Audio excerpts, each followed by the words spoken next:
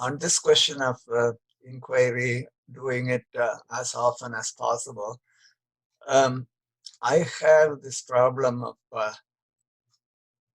I already want to achieve something.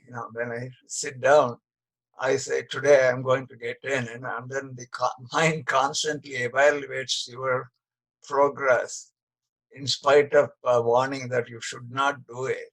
So it's like getting a 100% mark in an exam. You shoot for the 100%. And so it looks like I'm expecting a result even before, so which is not a selfless act. It should be quite a selfless, expectation-less act. But how do, again, one can turn around and ask who is setting the, find out who is setting the expectation, etc. So is that something that is unusual, or how to get out of it? Well, I think here we can apply what Krishna said in Gita. He said it in a different context, but we can apply it here.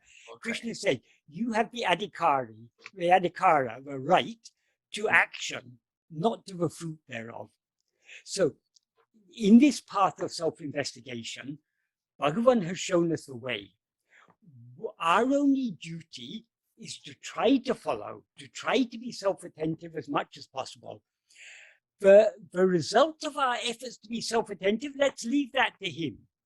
If we are sincerely trying our best, because this is not only the path of self-investigation, this is also the path of surrender.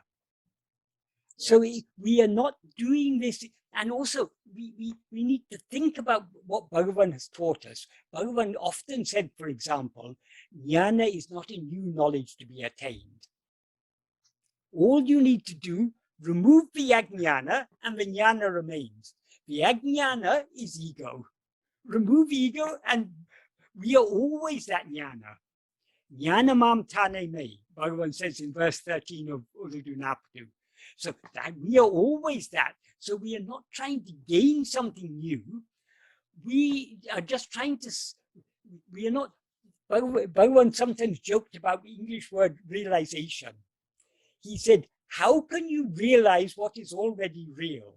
The problem is, we have now realized what is unreal. If all we need to do is to unrealize the unreal, and the real alone will remain.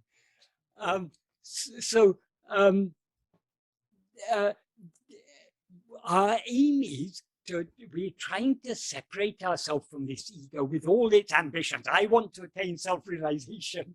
That there's not this ego that wants to achieve liberation or self-realization or ātma-vicāra or whatever.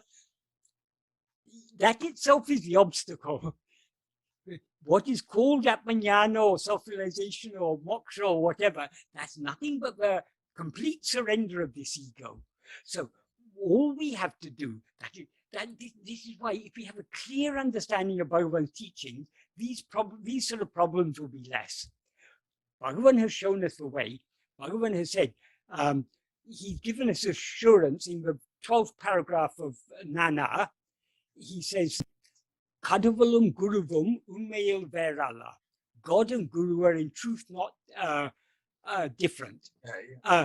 Puli Vail Patadu, Evaru Tirambadado, just as what has been caught in the jaws of a tiger will not return, Avare Guruvin Aral Pavel Patavagal, Avaral Rakshika Padavare Andri, Orukalum Kaivida Pada.